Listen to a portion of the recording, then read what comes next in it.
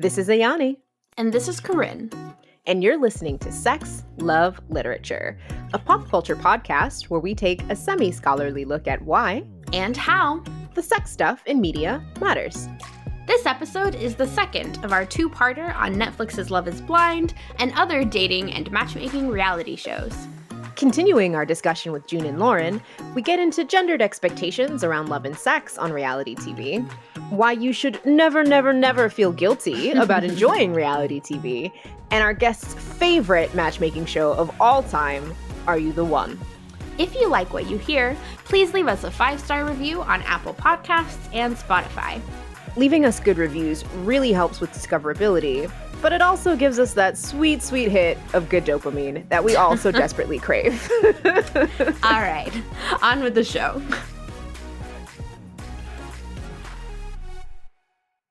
All right, hello and welcome back to Sex, Love, Literature. This episode, which is part 2, we are continuing our deep dive into Love is Blind Season 2 and other reality dating and matchmaking shows. As always, Ayani is here with me, and we are once again joined by June and Lauren to continue our discussion. Welcome back. Hey, y'all. To be back. But before we dive right back into talking about how Love is Blind thinks about and wants us to think about love and sex and romance, we're going to do a quick lightning round of What's Sparking Joy Music Edition. So, June, what is sparking joy for you? That's something you're specifically listening to lately? Yeah, so I've been listening to this playlist for a while, but it's on Spotify, and it's called New Funk, NU-Funk, Contemporary Soul and Modern Funk. And there's like a couple of playlists with the same name, so it's the one with the chili pepper. That's the one I listen to. Lauren, do you want to go next? Sure. So I've been enjoying the new single by Muna that just came out the other day, called Anything But Me. And I think they're getting ready to release their debut album, and they're on Phoebe Bridgers' record label. So pretty excited for that. And Ayani. Okay, I'll take the joystick. So the song that I have been obsessed with recently is called Rapport, and it's by Tatsuya Kitani. Andrew and I heard it in a trailer for the new Bleach anime that's getting ready to come out, and we were like, what is this song? And then couldn't find it, and then it appeared on some list that I was listening to, and I've been legit obsessed with it. Like, I heard it in my dreams once, like I hear it when I wake up in the morning, and I had a dance party to it like before getting in the shower the other day. So like, it's very good. It's very rock guitar-y, anime opening-y, but beyond. So it's really good. Corinne, passing the joystick back to you. Thank you. I am nothing if not consistent, so I am currently listening to the Mr. Sunshine soundtrack on repeat. When I'm not watching Mr. Sunshine, I am listening to it.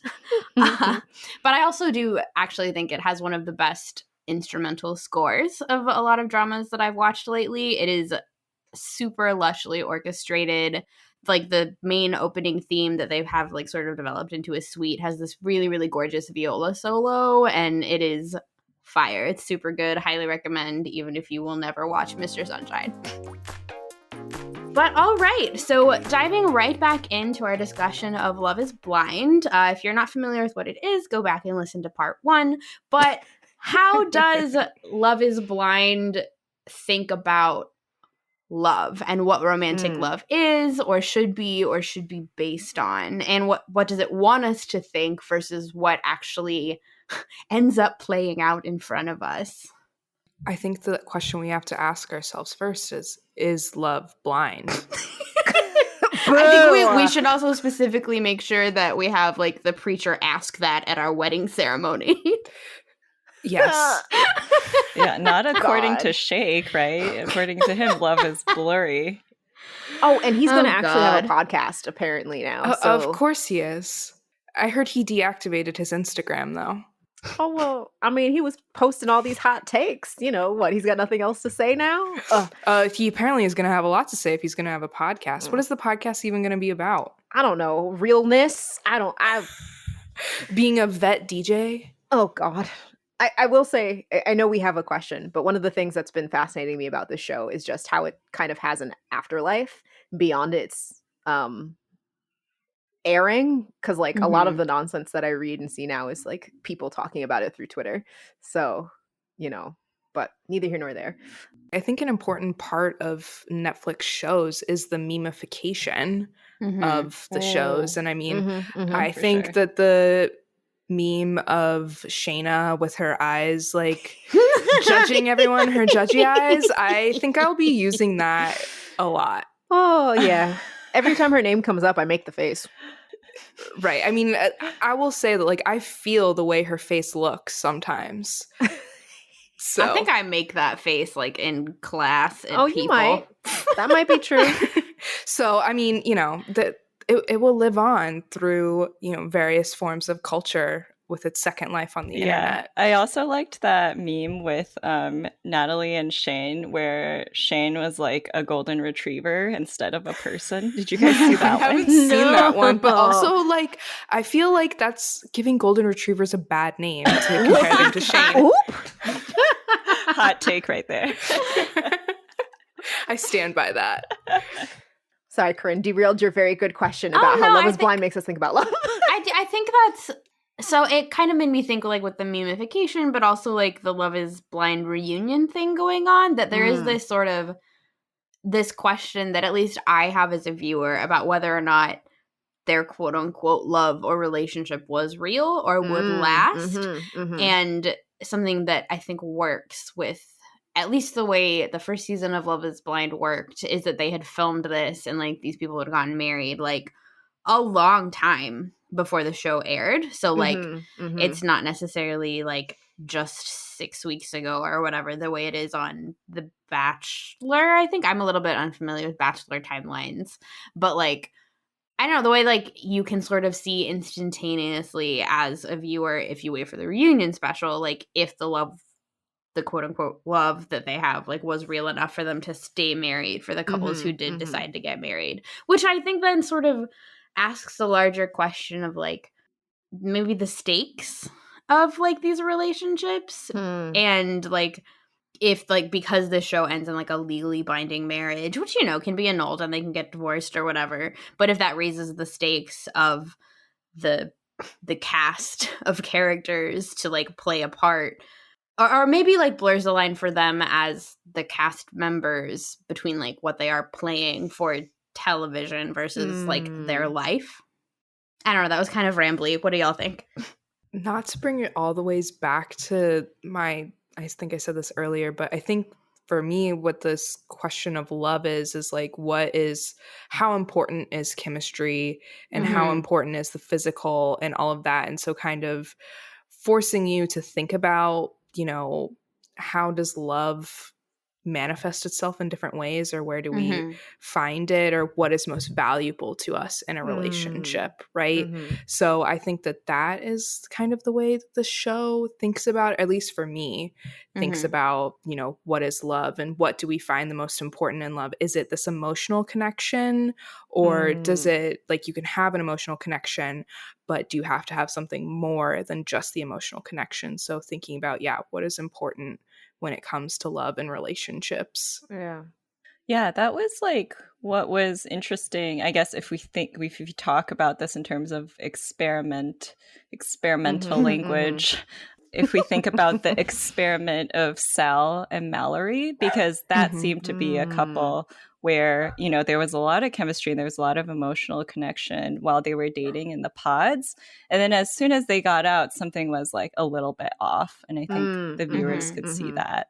Right. And I really felt like with Mallory and Sal, it seemed like Mallory was really trying to change the kind of person that she goes for.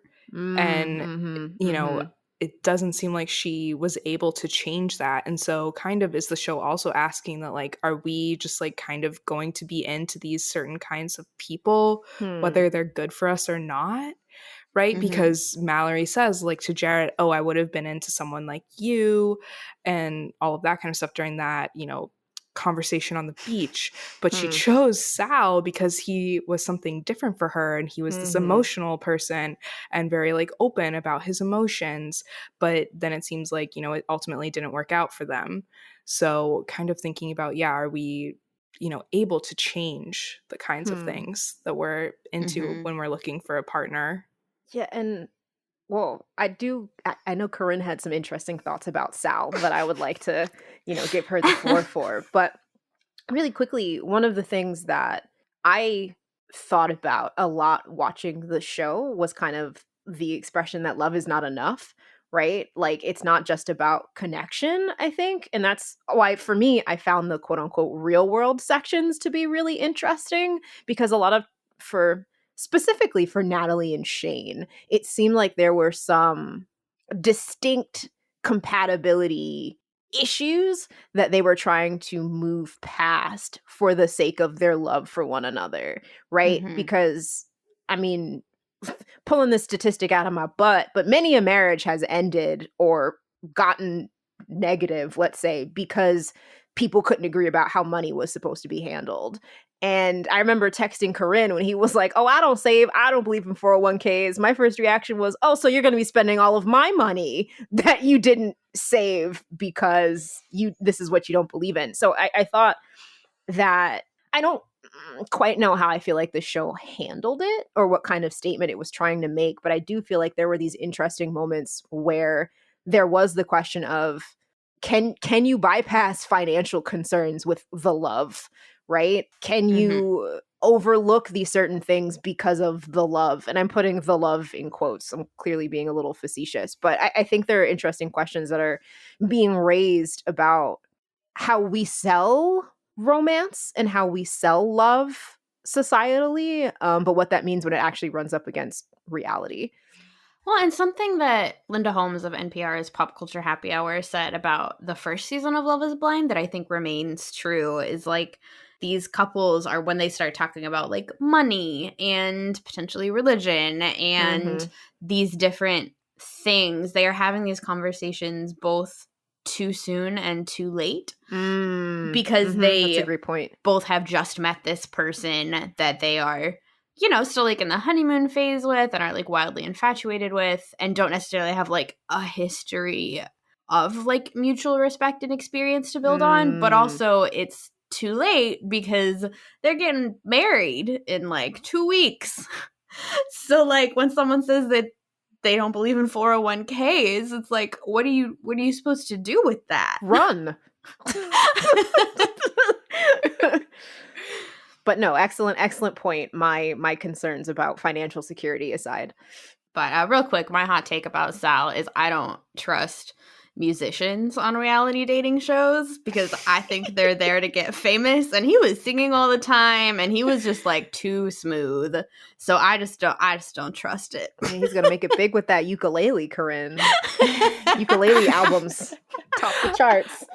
I mean, I think you completely have a point, Corinne, because if we, you know, not to always bring it back to The Bachelor, but obviously Jed from Hannah Brown's season. Oh yeah, since Jed, that's like one of the seasons I like dipped in for. Like that, you don't need to watch another season because that's the best season of Bachelorette. Hot take, sorry. That's a really hot take. I loved Michelle's season, but that's just me. Oh, for drama though. Yeah, and just it's general mess. It depends on what you think of as the best season. Oh yeah, Love Story. No, she made a huge mistake. Why didn't she pick Tyler Cameron? Yeah. I will never understand. Oh yeah, she clearly made the wrong. But like, I don't know if there's a musician like is shady. I'm not about it. I mean, I don't know his intentions, but I will say that he is very smooth, and I could see why like a lot of women would be attracted to like how romantic he is. Like, I've never had anybody serenade me with a guitar, you know, but I imagine if somebody did that, it's like I would immediately be like, oh my gosh, like that's so sweet. But like, didn't so he special. rhyme Beyonce and fiance? Is that a problem for you, Lauren? I don't know. Unforgivable sin. It's not. It's not wrong. A little cringe though, right? Like, so you know, so maybe he's gonna stay on like the you know, making a sometimes appearance on reality TV ukulele kind of musician. Think. But you know, I wouldn't be surprised if he ends up putting an album on Spotify. That's gonna be your next Sparking Joy segment. Sal's Stop it. ukulele album. I don't hate a That's ukulele. totally happening. You've put it into the universe now. It's totally happening.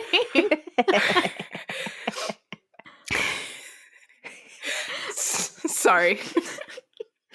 No, it's fine. We giggle a lot on this show. But I think so. But then bringing it back to like this question of like what is love based on? That is a question that the show is very foundationally based on, and it's an emotional connection, but also like one of the things that I think I've heard various cast members say is because they are spending a number of days where all they can do is talk, like they do end up talking about things that they don't normally talk about with someone that soon or perhaps ever. It's like there was a friend I had in undergrad who had it's like when she had a long distance relationship, because all they could do was like Skype each other back when I was an undergrad, like they ended up talking about a lot of things that they wouldn't necessarily have talked about because all they could do was talk. They couldn't like go to the movies or make out or what, touch like whatever butts. thing that you're doing. Like if the only thing you can do is talk, you are talking about yourself and the other person in a lot of ways. So I don't know. Is that enough? I guess. And that is like a question that the show wants us to ask. Do we find that, is that an honest question? I don't know. I don't know if it's an honest question. I mean, that's not really a full answer, so let me try a little bit more. Most of us are not going to meet people in pods for where you date 14 people for a whole bunch of days. Like, they call it an experiment, but this is not something that we could like write a study on and, you know, have it make it through peer review, right? Because it doesn't, I think it reflects and doesn't reflect our actual lived experiences. You know what I mean? So I don't know. I think it's weird to ask that question through this show, because correct me if I'm way off base here, but at least in our kind of Western American context, most people are not going to meet and then have a week, talk for 10 days, have a week to have sex, and then be married in 4 weeks. Like my parents had granted, they also knew each other for a long time, but they had a pretty fast courtship, but it was still 9 months before they got married. And not because my mom was pregnant. I was not born like after they started dating. But like even 9 months, I think a lot of people are like, wow, you went from dating to married in 9 months. That's really fast. So it's weird. It's weird. I think the time crunch makes it like almost an unfair question.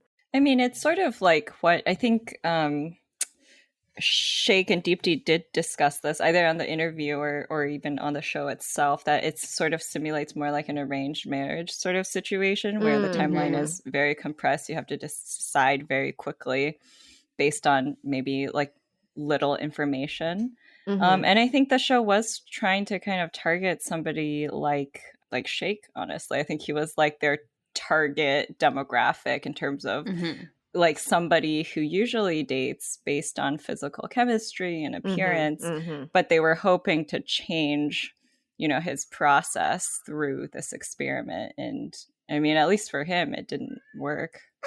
Right. Like they almost had us believing we could get a reformed fuckboy, but Almost.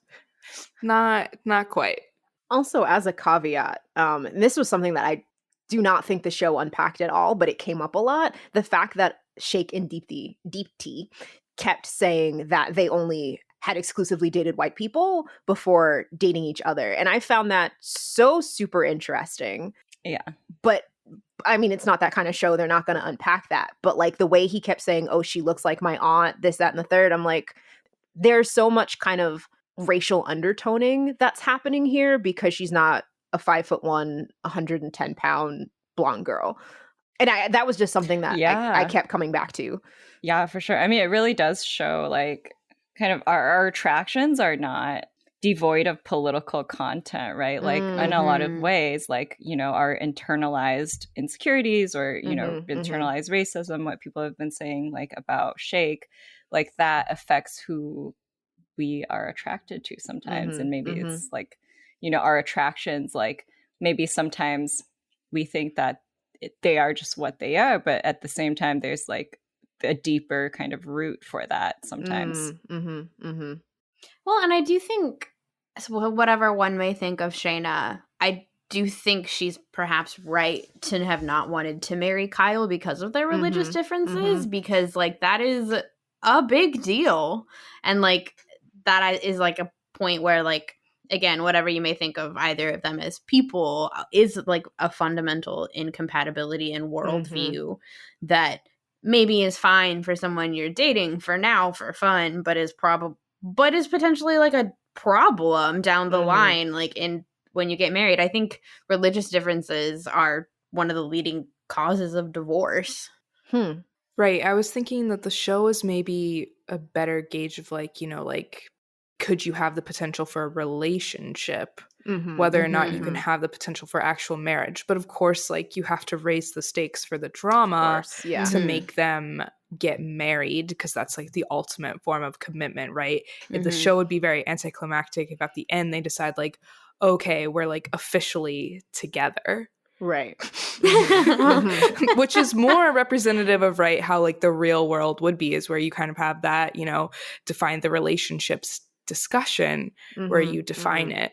But for the case of Love is Blind and reality TV, for sure, like there's always like a marriage plot. Like if there's not a marriage plot, then it's like you win money, right? Like are you the one, which is also like yay, like, you know, a huge amount of money, right? Like it was like $50,000 for each person. Yeah, it's like the money or love like question on Are You the One, right? And so that yeah, sorry, I won't go into it right now about my love for that show.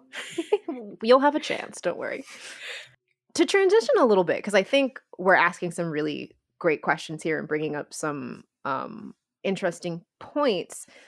But one of the things that we were thinking about in terms of this show is, of course, how it wants us to think about love. But I think it's really interesting how it also wants us to think about sex and sexual attraction, right? Because while they have the 10 days in the pods where they can't see each other, they can just be like, oh, what top are you wearing? Or like, you know, try to figure out who each other is through their voice.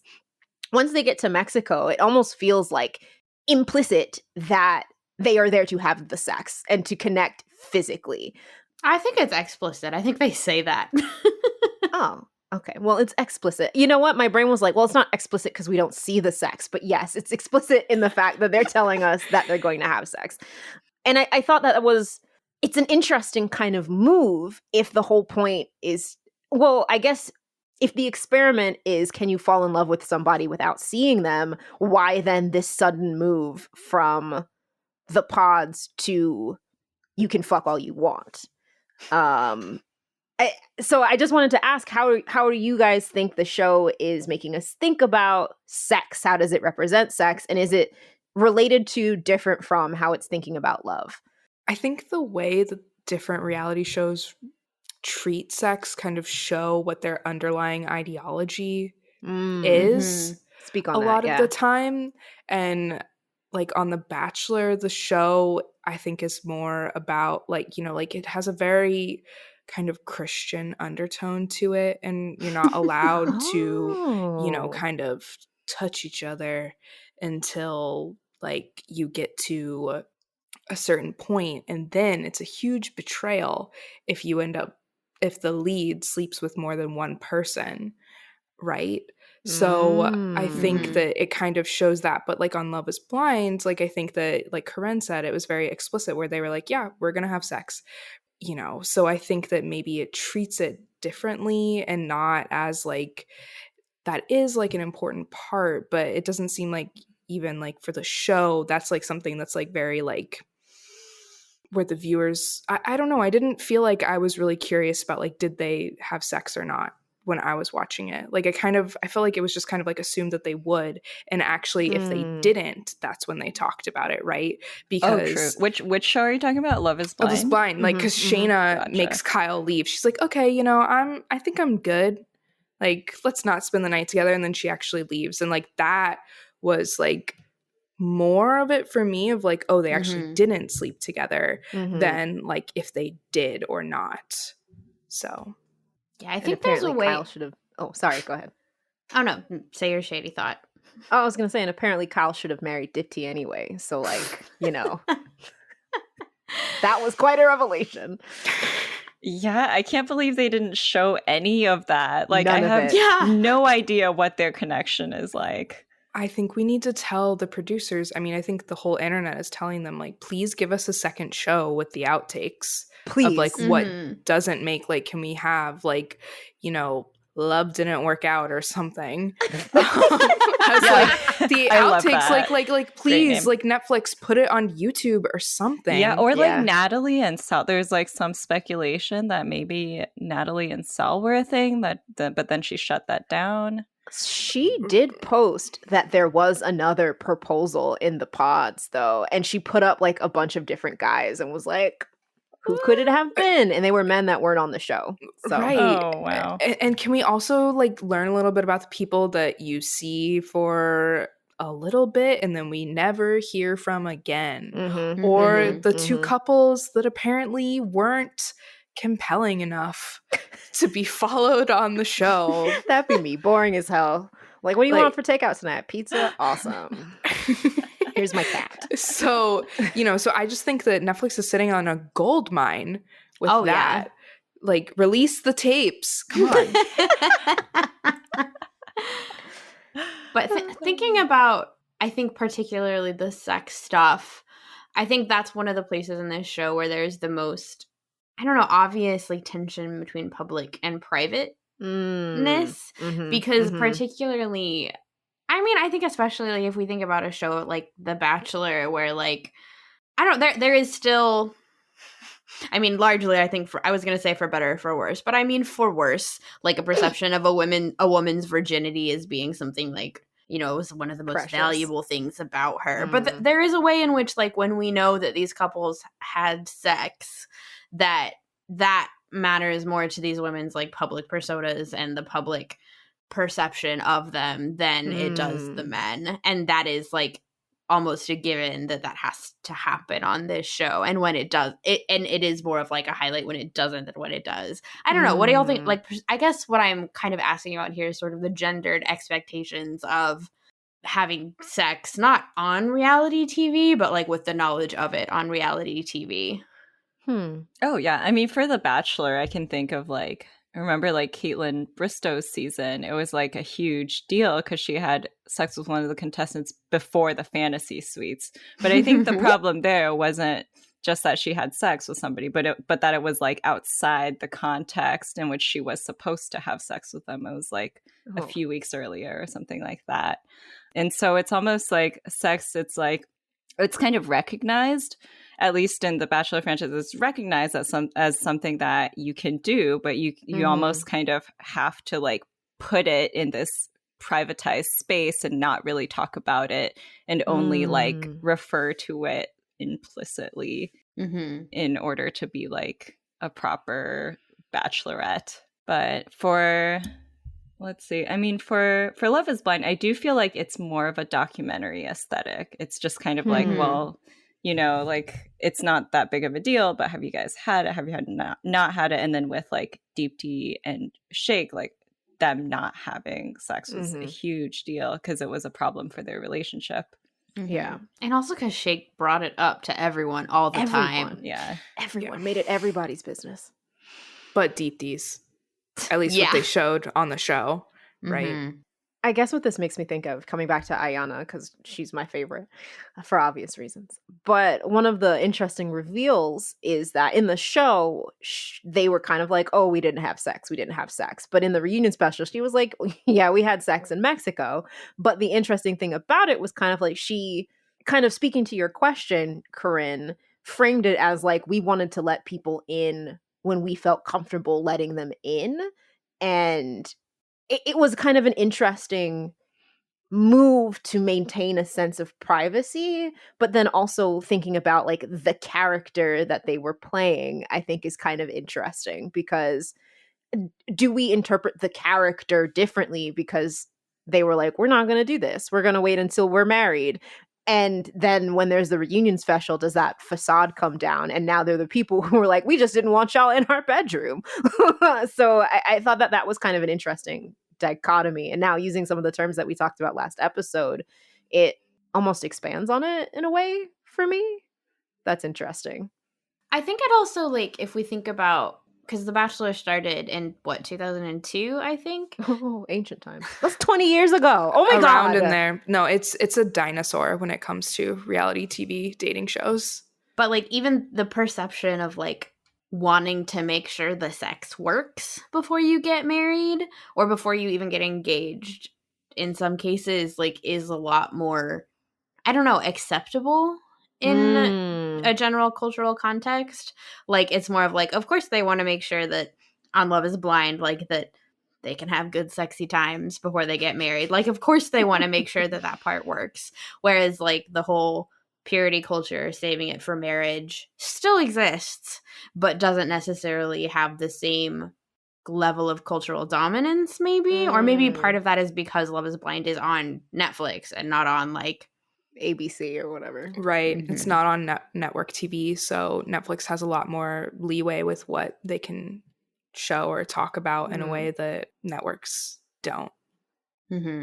Yeah, I mean, I feel like The Bachelor definitely has like Christian undertones, maybe overtones. It's pretty clear that they have like a Christian worldview, right? But it's like whenever there are virgins, like contestants who talk about their virginity, it's like they're almost exotified a little bit. They're like fetishized. They're not really like seen as like a normal person. It's like, you know what I mean? So I do think like it is influenced by Christianity, but not the like extreme purity culture version of Christianity.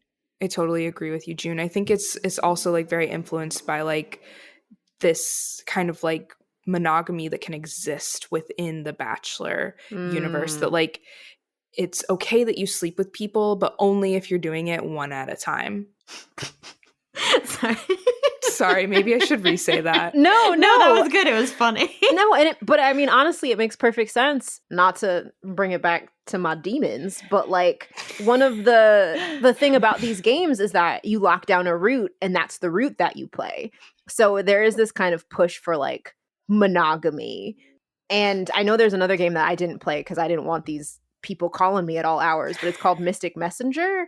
And pretty much when you get enough relationship points with one route, they kind of like lock you into that route. And if you start flirting with anyone else, then the person will get mad at you and you can't get a happy ending. So I do think there are these kind of interesting conversations about like, and I'm putting huge quotes around this, but like the right time to be flirty and have sex. And, you know, the right time is within the fantasy suite after you've selected the one, you know? So there are these kind of confines that are being put around sex, desire, and not experiences of that, but like expressions of that. So I think that's a great point. And yeah, I think I forgot who said it. Maybe it was Corinne, but I do feel like Love is Blind, now that we've talked about it, is playing with that in a different way. That's why they're like, okay, you're together, go see if you have chemistry. And in a way, it's still playing into like the monogamy thing because they had to get engaged before that, but not so much in the way that if they didn't work, oh, well, you're spoilt now, you know? So, yeah. I'm really glad you guys came on the show. I'm thinking a lot about Love is Blind in ways that I like did not before. Oh, well, thank you. I appreciate y'all. But to kind of segue to something a little bit different, and I think actually this works talking about monogamy and marriage and all that kind of stuff. And heteronormative relationship structures. Yeah, because I was going to say a lot of the shows we're talking about are aggressively heterosexual. Like they're pairing off men with women and it's marriage and that's what it is. And I don't think they're doing it in an evil kind of a way. I know I put on a voice there, but like it's not like it's devious in what they're doing. But I do think it raises an interesting question of like queer dating reality shows. So I know that June and Lauren have one that they've been itching to talk about since we've started recording. So I'm gonna like throw the I was going to say the talking ball. The That's mic. not a thing. It's worse than the joy baton, but whatever.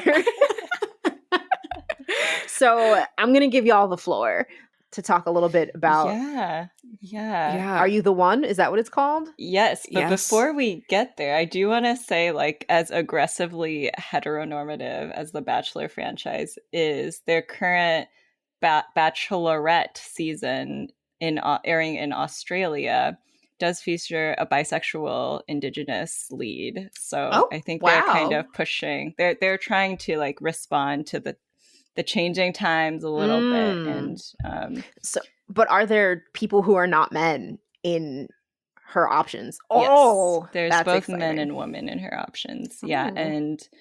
and there was also like and this was not intentional, but in the Bachelor Vietnam edition, like two of the contestants actually fell in love with one another and then decided to get married. So I ship it.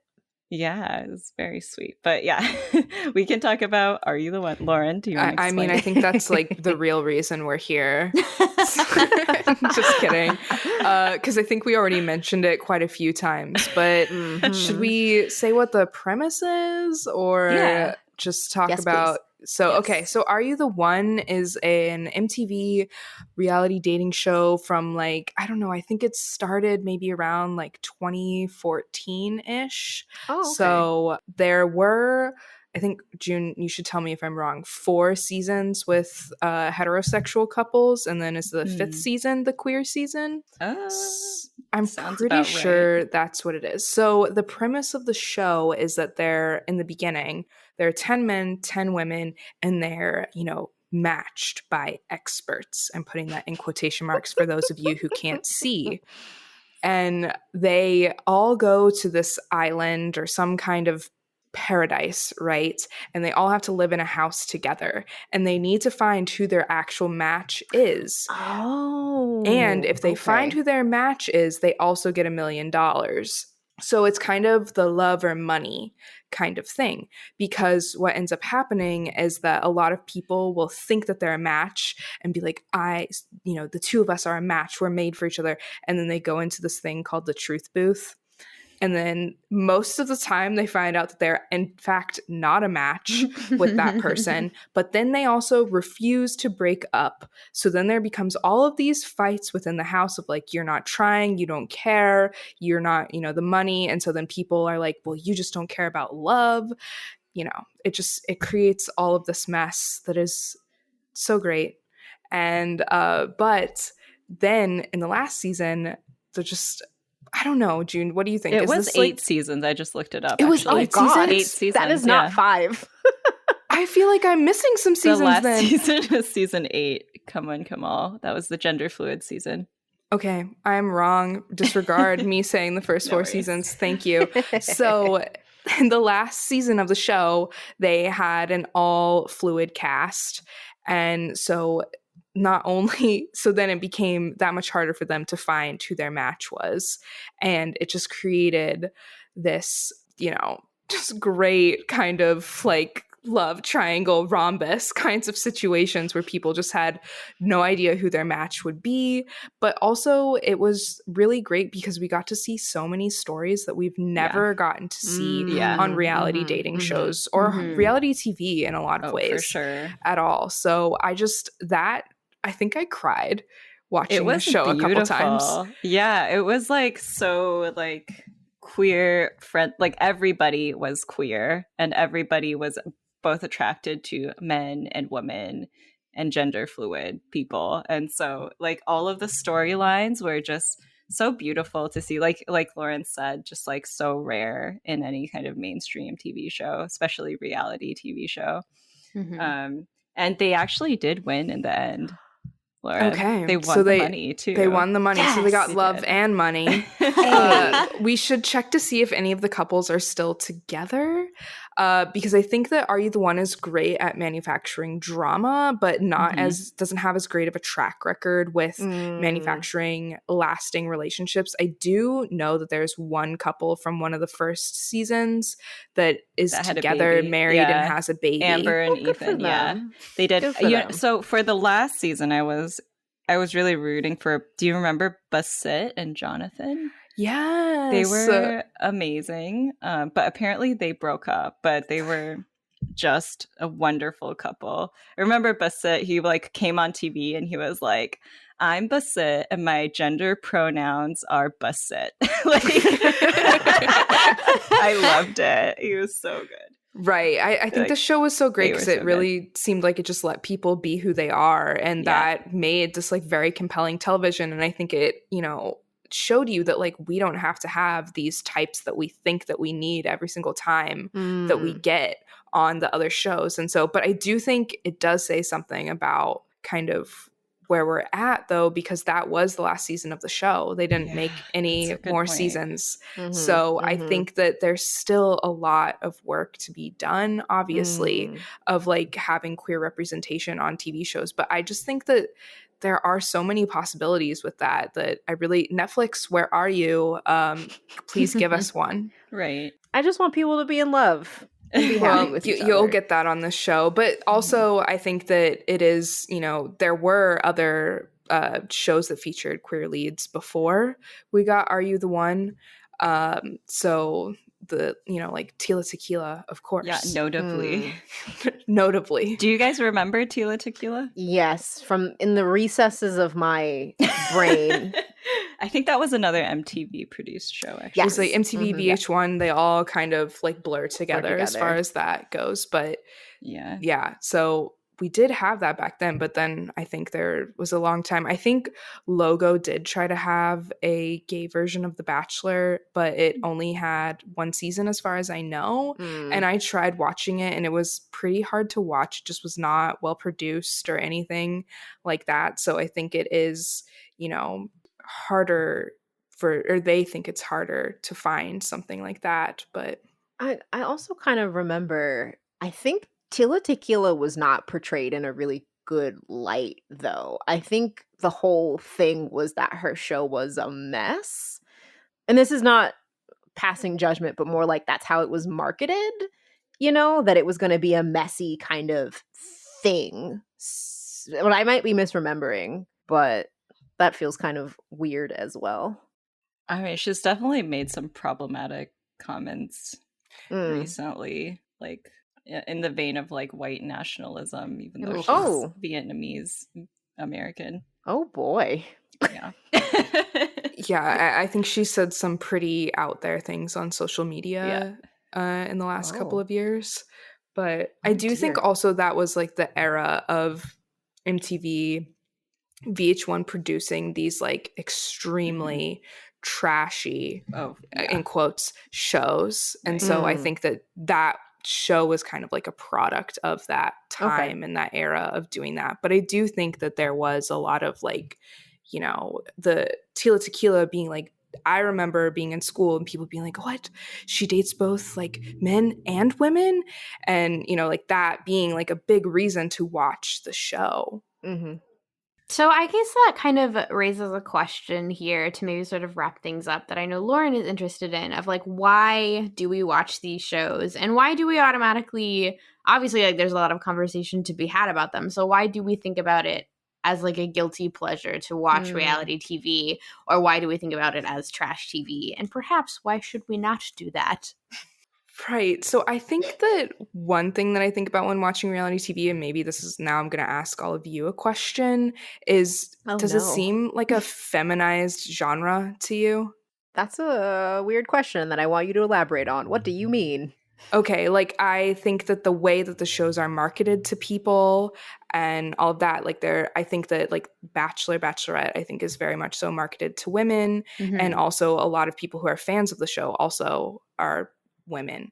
And so thinking about like, so then do we see these shows because they're kind of in that, like that's how they're marketed? Do we kind of devalue them because of that? Because in a lot of ways, I don't see reality TV and like something like sports being that different, right? In a lot of ways. And especially like in the fandoms also surrounding them. So I just think that like we don't see sports in the same way of being like, oh, that's just like trash? Why do you spend your time watching it? But we do say those kinds of things about when we watch reality TV. So I guess that's what I mean. Okay, well, don't get me started about fandom and how we view different fandoms, because that's a whole nother conversation for another day. It's interesting because I'm wondering if there's some overlap in the way that things like The Bachelor are marketed and the way that romance fiction is marketed, because romance as a genre is huge and pulls in a whole bunch of money, but is also, at least romance novels, are something that are kind of derided, right, as quote unquote trashy. Like, trashy romance novel is just a phrase that's part of the lexicon, right? So I'm wondering if there's some perhaps overlap there in, as you're saying, things that women typically enjoy as being devalued. Because I don't know if there's the same stigma on something like the non-dating ones, like Survivor. My brain goes back to Fear Factor is another old one that my brain goes back to. The British Bake Off. Oh, I love the Great British Bake Off. Yeah, sorry, I forgot the great. I was like, British, buh, buh, buh. So I don't know if there's that same, it might still be like, oh, why are you, except for the Great British Bake Off, everyone seems to love that one. There may still be this kind of like, oh, why are you watching it kind of a thing, but I think maybe the romance related ones are more gendered in the way that you're thinking of. I mean, just to throw something else in there, though, is like, what about a channel like Bravo, which doesn't really have like dating? Or, I mean, the romance is a part of their shows, but it's not like the Real Housewives. It's not about romance. It's actually about, female friendship and whatever way you want to take that. So, or like something like Below Deck isn't romance is a part of it, but it's also about working on the yachts. So I think that, but we see the channel Bravo as like being like a very feminized space. Interesting. Well, I think this also sort of raises a question of what we, in quotes, as a culture, value in sort of form versus content, and then how that relates to like how we view something based on its audience. Because, like, for example, I study children's literature primarily, and things meant for children and young adult readers are often also thrown away regardless of genre because it is for young people. But when we think about reality TV, I think part of it is a function of audience, but part of it I think is also a question of form. And I wonder if it had been called like unscripted drama, it would have had more of an emphasis on narrative and how difficult it is to put together like comprehensive, like legible narratives from shit people are doing that then is like enjoyable to watch. Right. I will say that I see reality TV as, instead of being plot-driven TV, it's usually character-driven TV. And so I think that kind of just creates like a whole different paradigm for how we view it.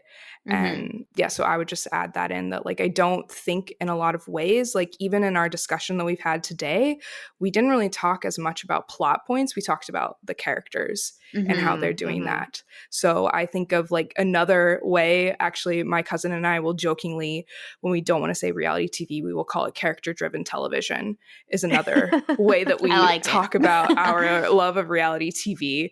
So thinking about, and like the focus kind of on the character as being the main thing that the show is about. Oh, for sure. I mean, I take your point, Lauren. Like, it's absolutely true that like reality TV is devalued because the audience, I feel like, is aimed towards women and sort of brings out a more private and emotional kind of layer out of people. And I think the emotionality, like the maybe like, over emotionality, what some people might call like hystericalness of people's reactions on TV to certain emotional situations is why people label that trash TV. And I think that is very gendered, right? Because hysteria has like a long history of kind of like sexism and medical discourse. And I think it's absolutely like related to why reality dating shows are devalued in popular culture. Yeah, I mean, thanks, June. I think that, maybe I said this earlier, but I see reality TV as really showing what we value as a culture at the time. And so I think there's such a rich text that gets overlooked for that reason. And so just even watching like Bravo shows from 10 years ago, you can see what we thought about and how we even viewed like rich people as a culture. And also having these kinds of like things is like very like specific, you know, ethnographic studies of a particular group of people is another thing that I think makes reality TV so interesting, with something, you know, like Jersey Shore, but even like the Real Housewives also showing a particular group of women and how they act and kind of what that, you know, reveals about different things. And I guess kind of a last thought, because I've been thinking about this while you've been talking, but I also wonder if it's when these things are aired and who's expected, like how that also plays into audience, right? Because the expectation of who's going to be home at 2 o'clock in the afternoon to watch something on Bravo, right? Or to watch HGTV or what have you. I mean, it might be grad students because our schedules are weird, but like I think maybe there's that kind of weird cultural tie of women being in the house, even if that's not like honest or fair. And there was one other thought I had, but I lost it. So Oh, can I respond to that part that you had? No. Okay. Of course you can. Go ahead. So I was thinking Bravo actually does air their like new episodes in prime time. Okay. And so they're usually on at like 8 or 9, and they will stack them, and like basically there's always a Real Housewives season going on. So you kind of always know if you want to watch that, you can tune in to do that. But one way that I think people get sucked into Bravo is they will air like the marathons pretty much all day. Their programming leading up to the new episode is they'll just show the whole season up to that point. And so I do think that your point there is true, that like the people that end up maybe getting into them are the ones that were at home more often in the past. I don't think that that's true as much now because we have streaming, and so we're able to watch them asynchronously and whenever we want and on demand. So I think that maybe that could open up the space to have this kind of different look at reality TV. And maybe we could even think about like, what would something like prestige reality TV look like? Ooh. I mean, I think Love is Blind is definitely an example of prestige reality TV, because it's kind of gone beyond the Bachelor format and seems to imbue itself with like scientific significance. Right. I mean, I think when I think of like what is prestige reality TV, that maybe the only thing that comes close to it is something like Top Chef that has received Emmys, or even maybe like, do we consider like Queer Eye to be in that level of prestige? Yeah, that's not a dating show though. Are we just talking about dating shows? Sorry, I was talking about I was talking about reality TV shows and like what could prestige reality TV look like. Maybe. But I would love to know what a prestige reality TV dating show could potentially be. you know what I think. I think, you know, Are You the One? The last season should get an Emmy. Like, right. It should. So, but yeah, thinking about what something like that would look like. I mean, when you were talking, I was also thinking about like body genres, right? Like horror, melodrama, pornography. I mean, in a way, we can also think about reality TV as a body genre, because it compels like emotion by showing like women's tears, right, on screen, or women's like anger, or, you know, a lot of these like very powerful emotions. So, I mean, in a way, it like, I could see the argument that it's trash TV because it's a bit exploitative of the contestants who go on the show. And that makes it very uncomfortable sometimes when they're put in these situations and suffer like immense emotional consequences as a result of that. But then we as the viewers are, you know, like kind of taking pleasure in the voyeurism of all of that. Yeah, I think, June, categorizing them or thinking about reality TV as kind of a body genre is an excellent, not leap, but like that connection makes a lot of sense. And I think really almost speaks to why reality TV shows and dating reality TV shows specifically are so enjoyable, because we have that cathartic relationship with what we are watching on the screen, kind of similar to like horror or melodrama. And I also think a lot of the time reality TV are, you know, they're kind of like the new soap operas in a lot of ways, or ones that have maybe a longer form, like something like Real Housewives, where you've seen these same people on TV for 10 plus years. So you're following these characters for a really long time. So I think and Andy Cohen, the executive producer for Housewives, has talked about he watched a lot of soap operas, and so he kind of formatted the show in that way. And so thinking about, once again, like these shows are kind of marketed towards, you know, women and things like that. So, well, I'm getting a little sleepy, so I think this might be a good place to bring our 2-part Love is Blind et al. Episode to a close. But did anyone have any like last pressing, burning thoughts about reality dating television that they need to get off their chests? release the tapes, Netflix. Yeah, well, I also just want to say, like, you know, a lot of people assume reality TV is like a guilty pleasure. Mm-hmm. I don't feel guilty about it. You don't have to say that I'm watching The Bachelor as a guilty pleasure. Like, it's fine. Like Lauren said, it's like a really important, really valid cultural text to kind of analyze. And that's how I think of reality TV. I think that's great. I think guilty pleasures as an idea is something we should just get rid of. Enjoy what you enjoy. Like, you know, sometimes you listen to songs that are bad, but you love them. It doesn't have to be guilty pleasure. What is it? I am cringe and I am free. Like, just enjoy yourselves. Yeah. And just like not making value judgments. Like, I wouldn't even say The Bachelor is bad. You know, it doesn't spark joy for me, but I can't. It's like beyond good and evil at this point. It's like beyond good and bad. All right. Well, thank you so much for joining us, June and Lauren. This has been an excellent time. I think I've learned a lot. Yes, seconded. Right. And where can the people find you, or where do you want them to be able to find you? Public and private separation. I like what you did there, Corinne.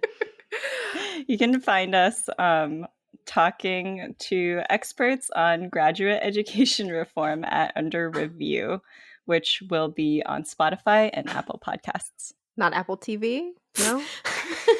Not this time. We haven't gotten our TV deal yet. Okay. Honey. Not yet. All right, I'll keep my fingers crossed for We'll y'all. keep an eye out. And as always, you can find us at Sex Love Lit on Facebook, Instagram, and Twitter. You also have obviously been listening to our podcast, but you can find us on Spotify, Apple Podcasts, or most other podcast platforms. And coming up on SLL, we are going to be doing a Bridgerton Season 2 episode because I think Corinne and I had a lot of fun talking about Bridgerton Season 1. It's honestly one of my favorite episodes of ours that I think about a lot. So I'm looking forward to watching Bridgerton Season 2 way too fast and then putting together an episode for you all. So keep your eyes peeled? Ears peeled? I don't know, man. I don't like that. Keep a watch on our socials, and we'll let you know when that episode is coming as well. So this has been Sex, Love, Literature. Thank you so much, everyone, for listening. Thank you so much to June and Lauren for hanging out with us. Round of applause for you lovelies. Thank you for having us. Thanks. And we'll see everyone next time. Bye. Bye.